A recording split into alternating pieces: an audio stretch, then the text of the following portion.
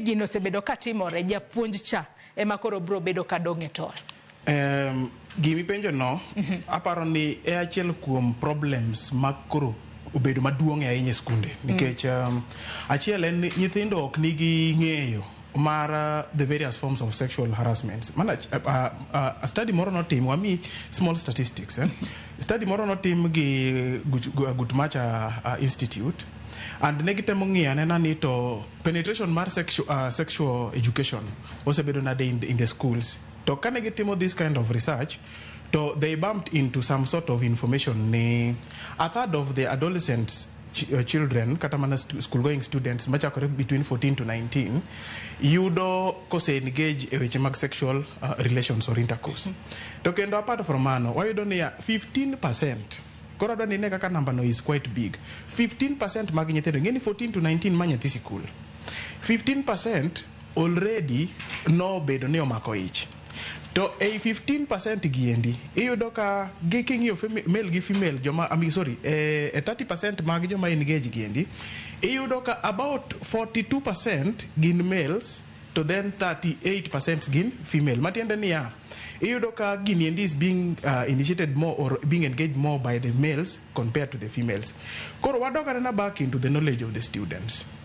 Wayudo ni nyathi TSU chiwo guideline niya okonegi bede gi any sexual relationship with a student even if the student consents. Gimomiyo get consent no. Tiende ni nyathi niendi ni e bwo chik mar japuonj, ma japuonj monego benia nigi information mang'eny maloyo ang'owa maloyo nyathi. To kendo nyithindo moko nitiere ma kaka iwacho ni wengegi okolo kudho. An kama nasome kata ndalo manasomo na neno ga circumstances miyudo ka nyathi kao initiative mondik barua ne japuonj. To kondik kata barua kende, ondiko barua to kata king'iyo body language mare iyudo ka en gi body language moro manyiso niya nitie kaka ok wadwa ni mondo warelate yor puonjo gi somo kende, to wadwa ni wadhi beyond that.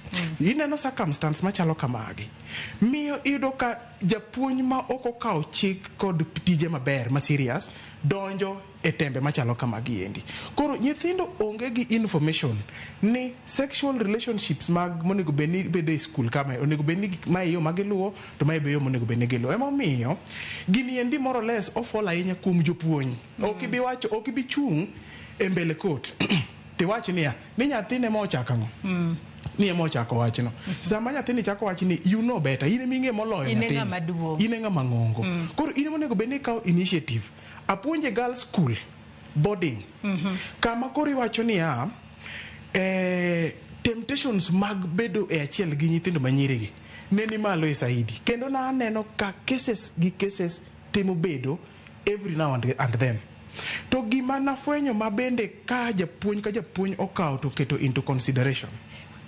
Iyudo ka japuonj ko amua ni obedo strict to obedo friendly.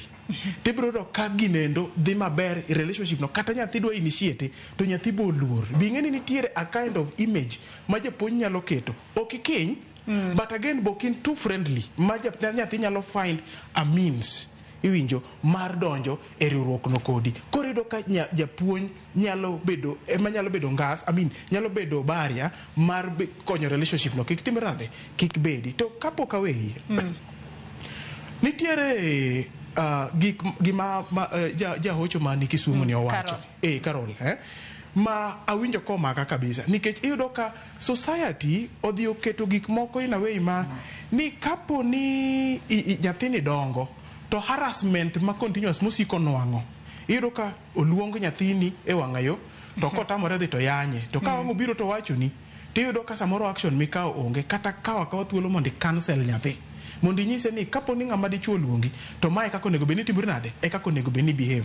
Ji mang'eny onge nyithindo manyiri puonjore mana gigo kende gi giwegi. To gino ok odong' nyithindo manyiri kende. Aseneno cases ndalo moko ma nyathi ma jahiga 13 kod jahiga 13 actually odhi to kodonje e odgi to jatich magidak godo e ot ema dwa introduce e weche mag sexual affairs ma koro kelo abuse gi. Koro nyathini concept chako neno gigi e ot ka to kodhi e sikul to gin bende gi initiate weche gi ang'owa e sikul. Emomiyo japuonj mapuonjo nyathi nyaka kaw opportunity mar wuoyo kendo nyiso ranyisi maler kendo maber ne nyithindo mopuonjo. Eka mondo mi wakony society. To mogik, punishment ma imiyo japuonj ma otimo ne nyathi marach onego bed severe. Kendo society, jonyuol kaachiel gi institutions onego bed kanyakla e konyo weche machalo kamagi. Nikech ang'o?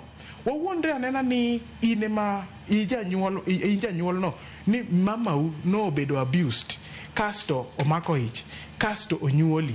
In ibro winjo nade ka ok inyal ng'eyo kuma mamau nitie, to ok inyalo ng'e gimano, ok inyal ng'e kuma wuoru nitie, to then ichak winjo history gimano timore ne mamau, inyalo bedo bitter for the rest of your life. Bendo wabedo ka watwak mar mondo mi wapiny ni punishment ma severe no to en mane kaluwore ni nyaka sani